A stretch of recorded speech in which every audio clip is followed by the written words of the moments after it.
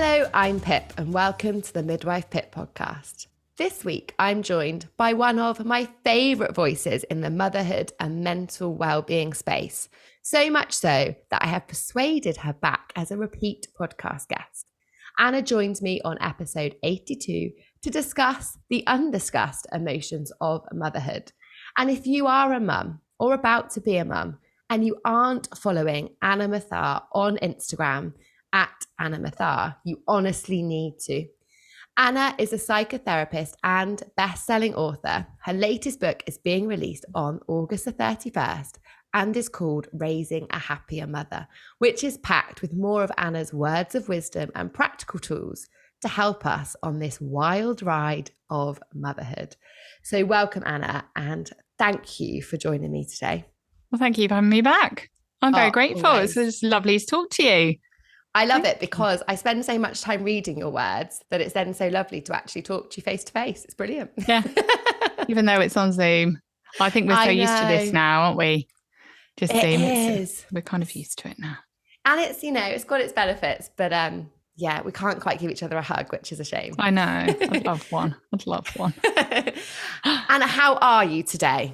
Yeah, you know what? I'm okay. I did a really fun photo shoot this morning for some press things, and it was so cool because they came to the house and the kids were they got this insight into a part of my work that normally they never see, and they were just absolutely intrigued. And yeah, at one point they were running around the garden in the background, kind of being probably going to be blurred in some picture, and it was just really fun. So yeah, we've had a really nice morning. I have my hair and makeup done, which feels like a bit of a treat. I don't normally look like this, don't have the videos on, but I feel like I should go out somewhere nice now. But I've got to clean the kitchen. You got to clean the kitchen. Do it with the video on. All of the video repurpose of this episode is 100% going to be you, because you look insane and I look like I have just been dragged off 2 night shifts, which is exactly accurate. So it's all going to be you because you look awesome. And I bet your children were literally looking at you like, go on, mum. So it was proud of you. It was very sweet. Yeah. They're just like, are we going to be in the paper? So I don't think so, because I don't put them on my Instagram. So the paper's a big step then. a blurry little background, a smudge. Oh, I love it. They'll be happy with that. Oh, Anna, I could honestly talk to you all day. So I'm going to jump straight in because I completely love how this new book of yours is kind of segmented into these 6 hurdles of motherhood, if you like. And I can honestly say I think I've experienced every single one of them at different stages.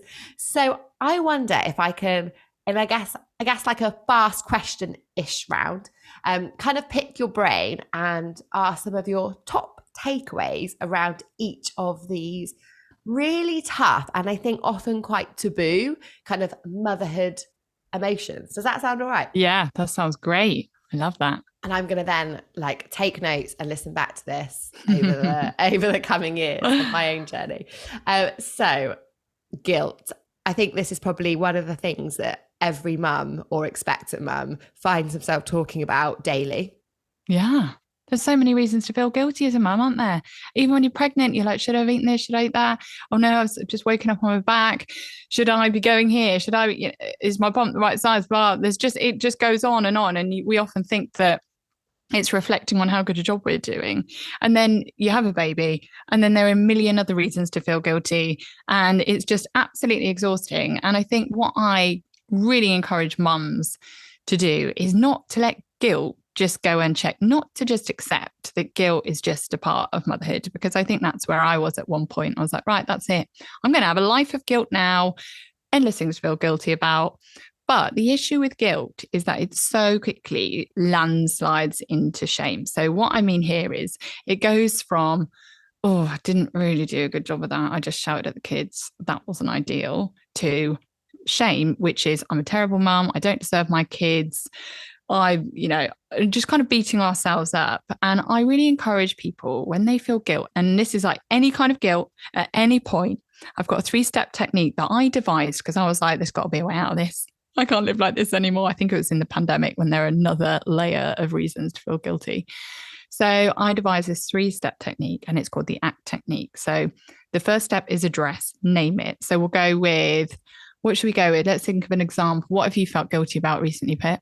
I felt use one of guilty that yours. we're in the summer holidays and we have not done all of the things that I thought we were going to do in the summer holidays. Okay. You haven't done all of the stuff. So we're going to address it. So imagine holding it in your hand, like we're going to name it address. Right. Pip feels guilty because it's the summer holidays and you haven't done all of the summer holiday kind of things that you imagine you would do and that everyone else seems to be doing. That's what is prompting your guilt. And then the next step is C, compassion. Like guilt needs compassion. Otherwise, it will turn into shame. And then you'll think, I'm failing my kids.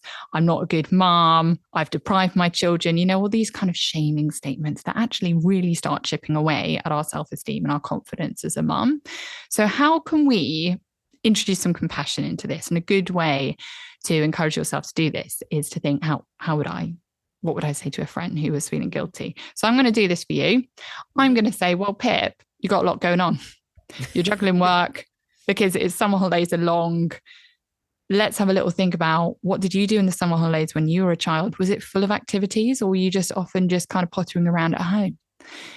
And let's remember, and you were probably happy. Like we just used to play in the woods. It was pretty simple. And actually kids are often just happy not having such structured routine and quite happy not having the pressure of the nursery, all of the normal things of non-summer life. And actually it's just a bit more restful. And kids need to learn independent play. They need to, and often the stuff that they remember isn't the big events. It's the fact that they got to make mud pies in the garden. And that's free. Sometimes I ask my kids what was good about today. And it's not what I expect. It'll be like, oh, you read a book with me. We did Lego. I'm like, well, what about the trip into town to have ice cream and go on, So I think just introduce some compassion to yourself. You're doing the best you can with the energy and the resources that you have. Might be financial, as well. So let's introduce compassion because shame and compassion cannot exist together. So you will not feel shame if you can introduce that compassion. And then T is the final step and it's tweak. So I say that guilt is there to prompt you. It's not there to shame you. So if that guilt is there to prompt you to do something, what might that be? What might it be? What might you tweak? So it might be, Pip, that in this situation where you think, I haven't done all the things, maybe you just need to let that guilt go. Maybe that's the tweak. Maybe that's the thing you need to do is just, my expectations are just a little bit high considering our circumstances. Or it might be that your tweak is going to be, you're going to do one thing a week. You're going to plan one thing a week for a couple of hours where you get out and you do something different. So then you've moved through that process. That guilt is no longer serving you anymore. You can let it go. So that's what I say about guilt is don't let it shame you and start damaging your self-esteem and your confidence. Think about, is it justified? Should I really be feeling guilty about this? Would I want a friend to feel guilty about this? Because sometimes, and especially in pregnancy and early motherhood, I remember the guilt when my son had silent reflux and he just screamed all the time, and the guilt that I felt and the shame, how I can't comfort him. I'm doing a terrible job. Actually, that wasn't my fault. That guilt wasn't mine to carry. I hadn't done anything wrong. So sometimes guilt is just, it's not justified. And we just need to, that tweak needs to be that we just let it go. So that's my top tip for guilt is don't just let it sit there. Work through it and then let it go. Oh, I love that. And literally, as you're going through it, I'm like, oh yeah, like of course that's fine. What would I say to somebody else? I would be like, look what you've done. You've been to Cyprus. Like he's not even 2. He doesn't know if he's playing at the park or at the zoo. But we just put this pressure on ourselves, don't we? Yeah, we do. It's really hard, isn't it? It's really hard and it's really harsh. And I think sometimes we need to think back to little girl us, and think, what would I expect of her? Where am I placing the bar? Where would I place the bar on my child? What I expect of them? Is it actually too high? Am I setting myself up for guilt? And often we are. Yeah, that's so true. The next one, Anna, that I wanted to talk about is one that I think is probably the most taboo emotion, and that's around anger and irritability in motherhood. And I definitely feel like this is the one that we are most worried about talking about. Yeah, because if we think of what, and a lot of the book is about this fantasy version of ourselves as a mother that we have. And I think often we think we're going to be really nurturing and loving and patient and kind. And actually, I'm not a particularly patient person, so I don't even know why I expected that of myself. But it was almost as if, nor you either.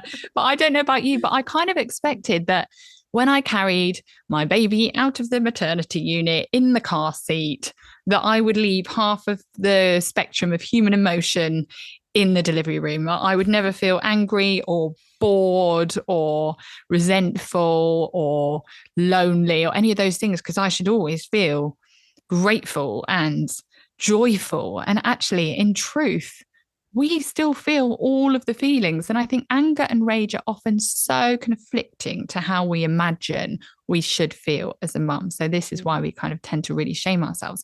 But what really changed for me was when I started seeing anger and rage as a symptom of overwhelm, a symptom of actually just depletion. Because if I'm getting mad at the kids and I'm just wandering around cross with life, I've just started thinking, wait a minute, what am I lacking here? What am I needing? What need am I overlooking? And there was a very pertinent moment in the pandemic where I messaged my husband. He was upstairs and working, and I was downstairs. And when you know you're going to blow, like I was just like, I was like, oh my gosh, I can't do this. I can't do this. And I texted him and I said, you're going to have to come down. I'm going to blow. Anyway, he didn't see my message, did he? But he did hear me roar like a lion. I was bent over. This rage, this kind of overwhelm just came out of me. And I was so ashamed. I was like, how could I do that? Why am I so angry?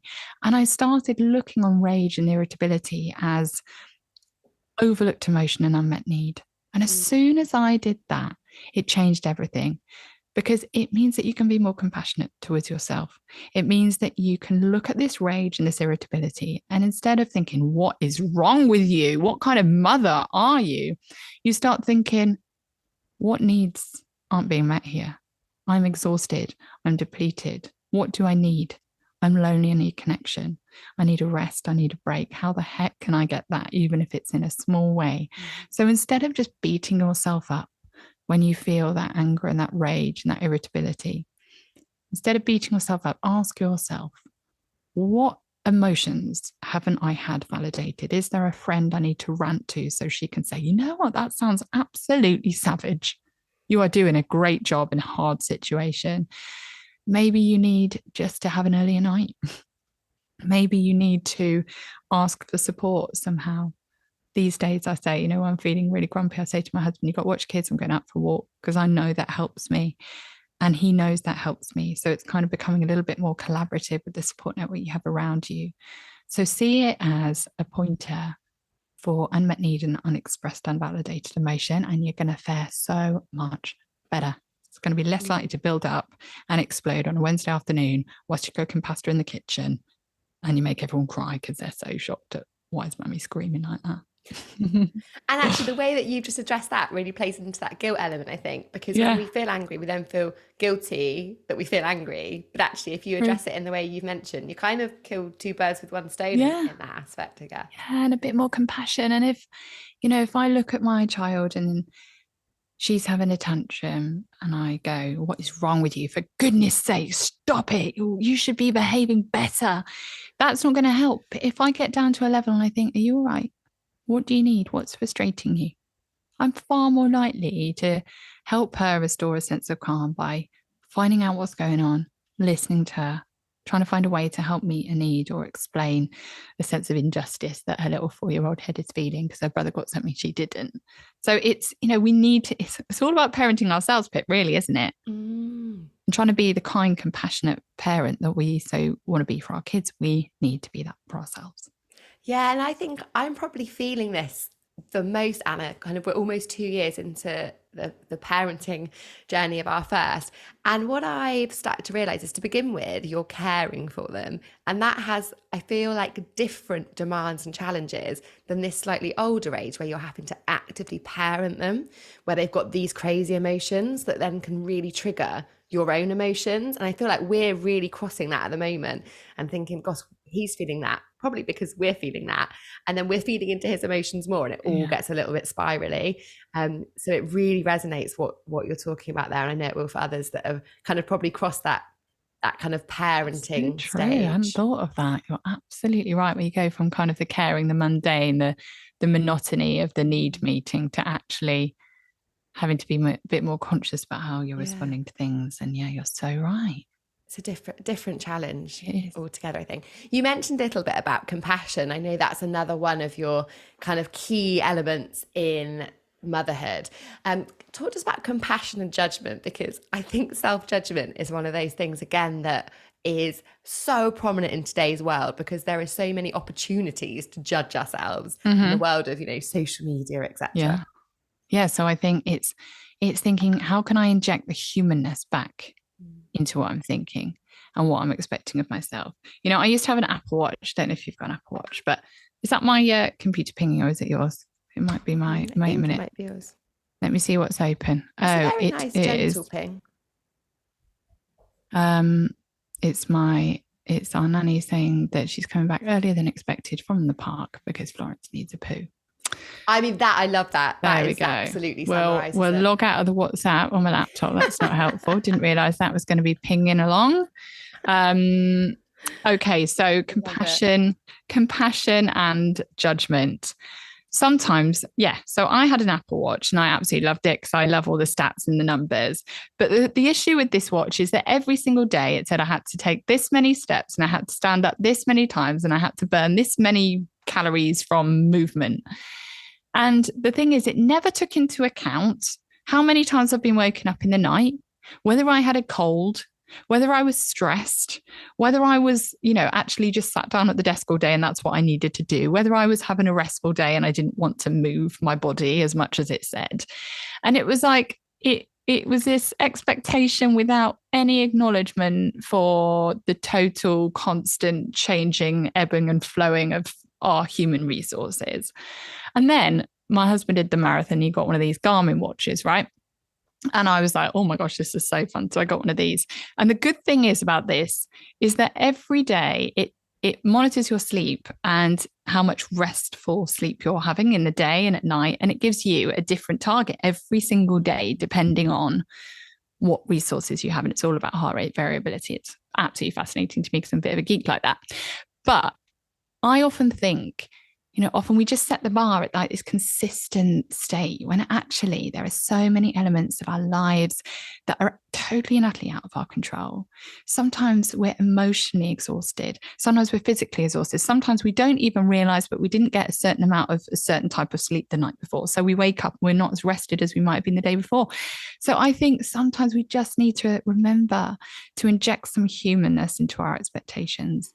We're not the same person every single day, every single hour. We're a different version of ourselves with different resources. And I think where we often trip over ourselves is that we judge ourselves for not maybe being able to get as much done as we did yesterday, or actually, with that kid, I was able to respond in that way, and with that, and we just judge ourselves as a response. And so just inject some humanness. And I think that's a way to incite compassion in ourselves, is that we're doing hard stuff and that's why it's hard. Yeah, it actually is really hard, and it's okay that we find it really hard. So interesting. I love it. And I like the idea that, when we have our little people, how often have we said, oh, she's a bit tired today, or exactly. He's a bit under the weather, and we automatically reduce our expectations of them based on that, don't we? But we don't seem to do the same for ourselves. No, and I think we see a constant stream of people getting stuff done and doing good things, and all these different kind of parenting quotes, and these, you should respond to this situation in this way. And it's almost like we're fed we're fed an ideal, but actually that's just an ideal. And half of the people that you speak to that are professionals that are writing these books will quite openly say to you, Dr. Beck is one of them. I listened to her and she was like, I shouted at my kids this morning. I'm using my own techniques right now because I'm dealing with a guilt.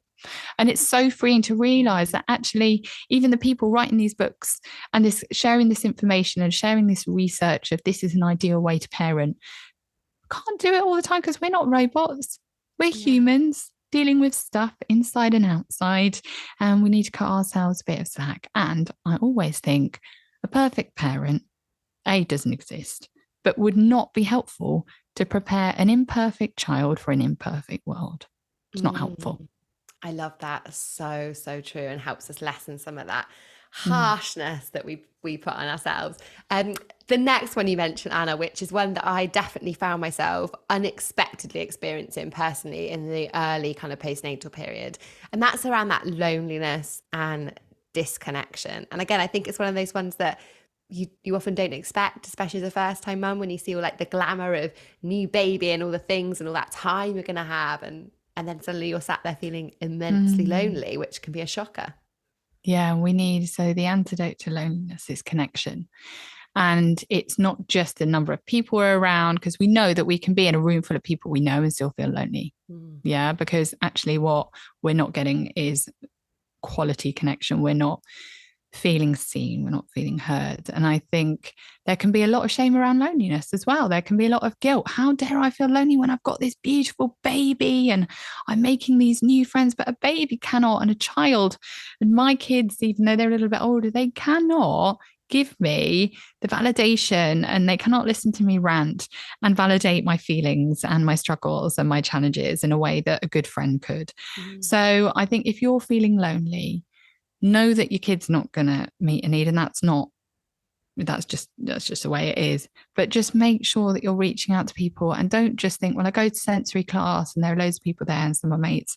It's the quality of connection that you have. It's going beyond the I'm okay in the top level, which can feel really hard and really scary. And one way that I do that these days, now I've grown in so much confidence over the years, is to just go into a situation and go to the first person I recognize or who looks nice. And I did this at an event the other day, and I went up to them and I was like, oh my gosh, I find it so hard walking in here. I've just got this I just feel really socially anxious. And they turned to me and they were like, oh my gosh, me too. And instantly we both felt like we saw each other, we got each other, and we felt like we weren't alone. So I think sometimes it is just going beyond the I'm okay, which can feel really risky, because that person might have turned around and gone, oh really? Oh. And not said anything helpful at all. But it's validating your own experiences and going towards those who have historically been kind and supportive, and nurturing those relationships and making sure that you are connecting with people and you're feeling seen and heard, because that's what we need. We really need that. And motherhood can feel quite lonely. There's a lot of stuff that you do at home behind closed doors that feels quite relentless. So make a date to talk on the phone to a friend. Sometimes I have to put it in the following week, and it seems so silly being like, can you talk at 9 a.m. on Wednesday? And we both go out for a walk in our separate towns and we talk on the phone. And sometimes we need to do that, because I think we so often assume that those chats will just happen, but they don't necessarily, because we get interrupted, and it's just chaos, isn't it?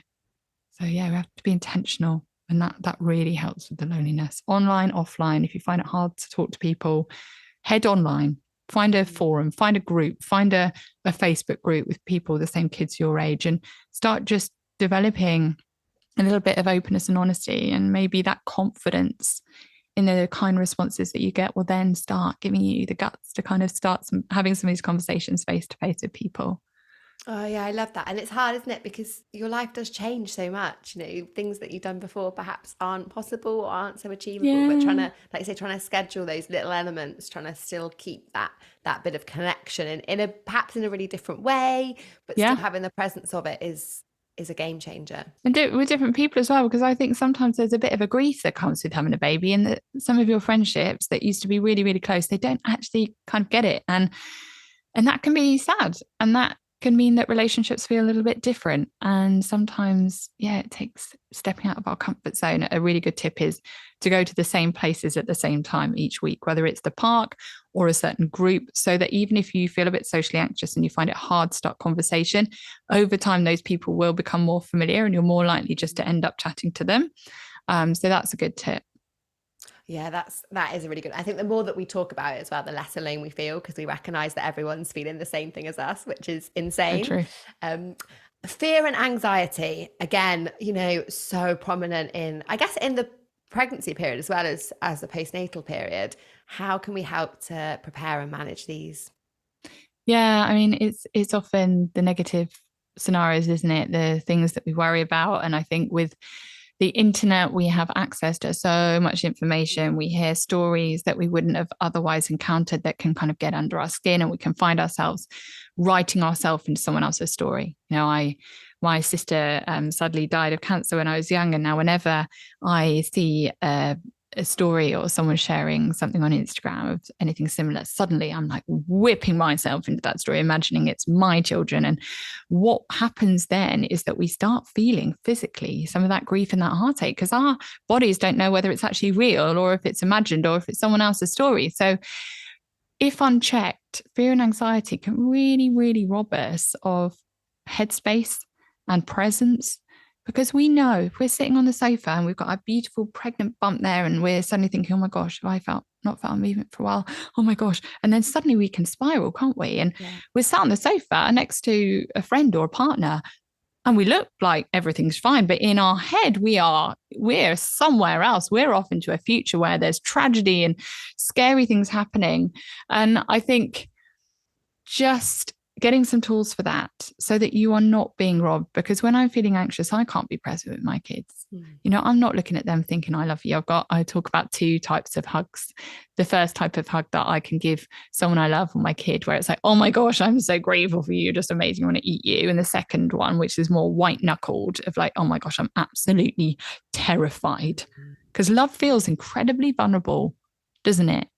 Because the more we love, the more risk there is. And I think I found at points almost just wishing I didn't love anyone because it feels safer that way. But actually, we know that it's these relationships and the love that we have with our babies and our children. And that's what makes life rich. So we need to make sure that we're not robbed by anxiety. And some of my favorite tools are, if you find yourself going off down that road of worst case scenario, is to count back from 103s, because it's really hard to tell a whole horrible story whilst doing that. And that halts the rumination. And then using all of the amazing kind of the birthing breath that a lot of these listeners will know very, very well, the extended exhale, just to say, you're essentially saying to your body, it's okay, you're safe. It's okay, you're safe. So how can you mother yourself through those moments? Anxiety, we need anxiety. It's a life-saving thing. It gives us the ability to fight or flight. But when we're sat on the sofa, we don't really need to be doing that. It just can kick off, and those tools can be really useful. So I say to people, if anxiety is robbing you in any way, you deserve to get support. Don't just accept it as part of motherhood. It doesn't need to rob you. I love that. And actually, just listening to how you discuss some of the other kind of feelings and emotions that we've talked about, they are so interlinked, aren't they? And I wonder if you start addressing some of those others, actually how much of a positive impact that would then have on feelings of anxiety. Once you get rid of, that guilt, you understand why you're feeling angry, you provide yourself that compassion and that connection. Actually, a lot of that anxiety will probably kind of get washed away. Absolutely. Absolutely. I often say that anxiety is a bit of an umbrella sometimes for like other emotions. So sometimes I encourage people to think, I feel anxious. That's a very familiar feeling. What else might I actually be feeling? If anxiety is fear-based, what am I scared of? How am I feeling unsafe right now? What other emotions might I be feeling? What needs might not be being met? And it's really hard to rationalize these thoughts when actually we're tired and we're really pregnant and we're not sleeping great. We've got a baby that's waking us up in the night. So go gently on yourself, because it takes a lot to rationalize these thoughts sometimes. And sometimes we need someone else to rationalize them for us and say, it's okay. It's all right. Sometimes we need that from someone else. Definitely. When you're in your own head, sometimes it's really hard to get out of it, isn't it? Having that other influence can be so helpful. And then the last one, Anna, that I want to pick your brains on, and I know on our previous episode, so anyone that's listening and wants more of this, it's episode 82, we discussed a little bit more about these 2 emotions that I think in today's world are everywhere, and that is overwhelm and exhaustion. And I don't think I've met a new mum yet, Anna, I don't know if you have, that hasn't battled with this kind of conflicting overwhelm, exhaustion, burnout at some point in their journey. Yeah. So what I would say is value rest. I think often we feel like we need to earn rest. We feel like rest is something that we do at the end of the day once everything is done. And we always know that there's always stuff to be done.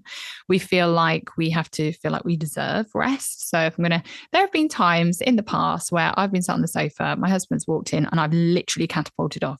because I'm like so embarrassed to be caught sitting down. And that I'm just like, that is a problem. I need to embrace rest. Rest is the antidote to burnout. It's not a treat.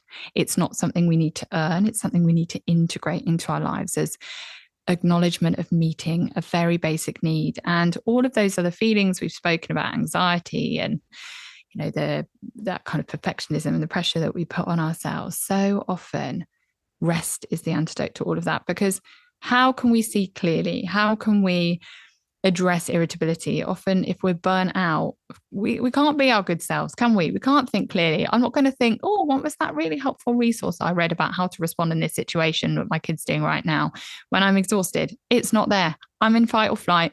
I'm in survival mode. So value rest, seek it in a small way. Some ways that I give, because loads of mums will be like, Anna, you don't see my diary, you haven't met my kids, there is absolutely no chance. Number one, where are your expectations? Where are you placing them? What are you doing that actually you can just cut a corner? What are you doing that actually do you need to do it that well? Do you need to do it for that long? How can you make life easier for yourself so that you're taking some of the pressure off? Because some of the burnout we have is quite self-inflicted. It's perfectionism, it's people pleasing, it's saying yes to things, it's giving ourselves away so that we've got nothing left and we need something left. We deserve, just knock my mic. We deserve rest and it shouldn't be a treat. And get your kids used to seeing you rest. I will sit on the sofa. Favorite thing is crossword, even though I've only ever completed one. It's a really small one. And the kids will say, can I have another snack? And I'll say, just in a minute, Mum's just having a rest. I need them to see me rest. I need them so that in the future, they're not having to unpick the fact that mummy never sat down. So therefore, that's what a good mum is. That's what a good loving parent is. And that's what I used to think love was. It was sacrifice, total sacrifice. And now valuing rest and the things that fill us up, whatever that may be. I often say self-care isn't about what it is, it's about what it gives you. It gives you more of yourself.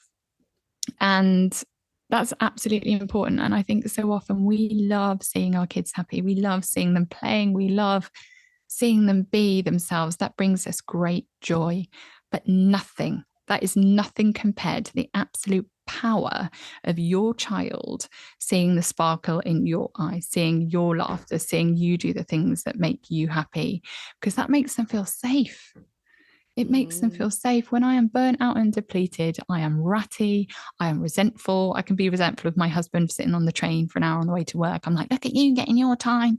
And actually, if I find ways to get that for myself, even slowing down, talking slower, moving slower, how often are we racing around our own home, running up the stairs? Why? Yeah. Why? What are you gaining? You're going to get there half a second earlier. What are you telling your nervous system?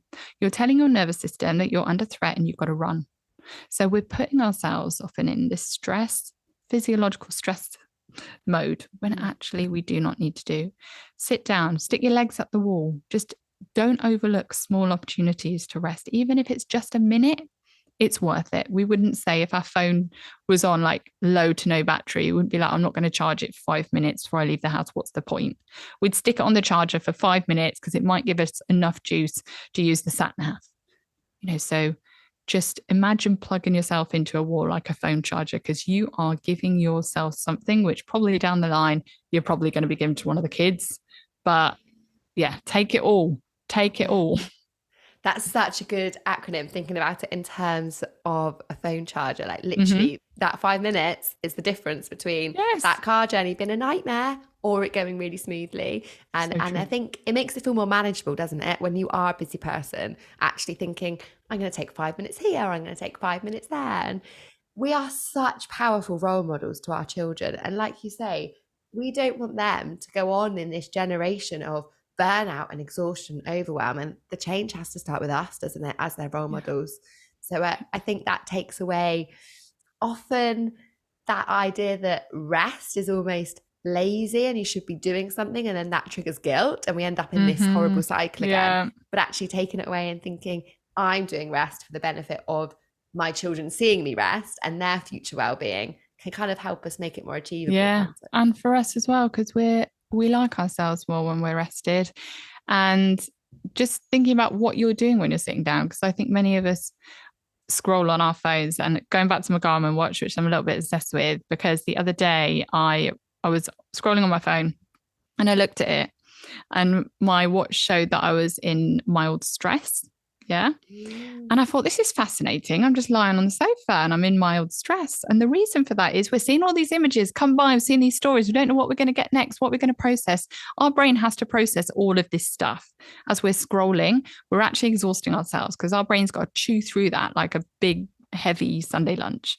So I thought, right, I'm going to get my book and I'm going to do that for 10 minutes and see what happens. And my watch showed that I was in a rest state. Wow. And it was absolutely fascinating. So even when you have those 5 minutes, just think, how can you get the most out of this for yourself?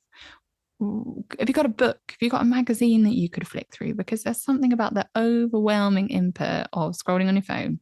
It's the quickest, closest thing normally, that actually we don't realize that we're just kind of adding to that sense of like exhaustion and burnout in where we're going when we're tired.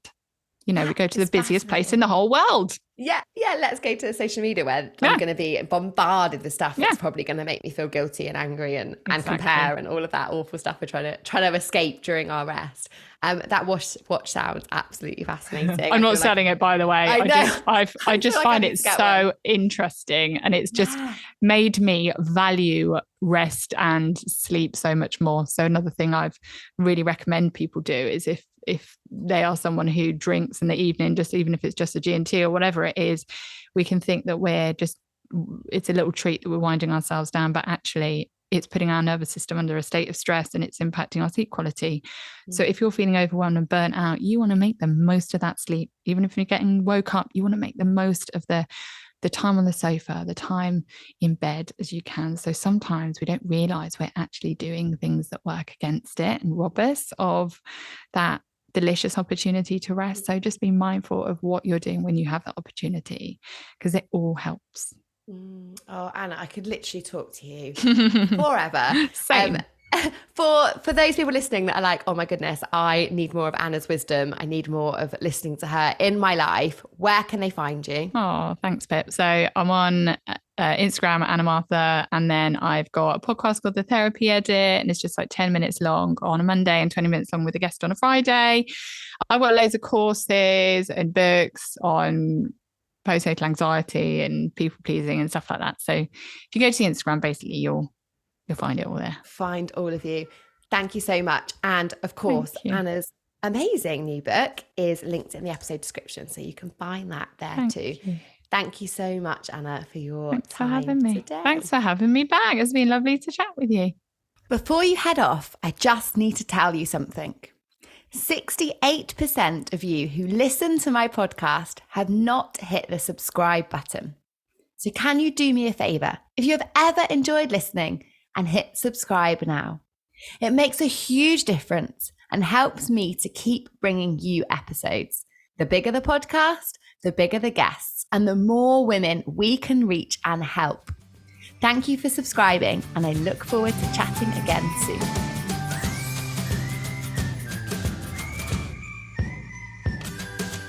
I'm Laura. I'm Lauren. And this is Go Love Yourself. She went, you're 26? I was like, size 26, yeah. And she was like, oh, right, that makes sense. This is the show where we're learning to love ourselves a little more and taking you along with us. I grew up never seeing anybody that looked like me, and that made me feel like not part of society, like almost like not a woman, because I just never felt like I fit in. If you've got a relative that is mean about your body, Laura, what do we say to them?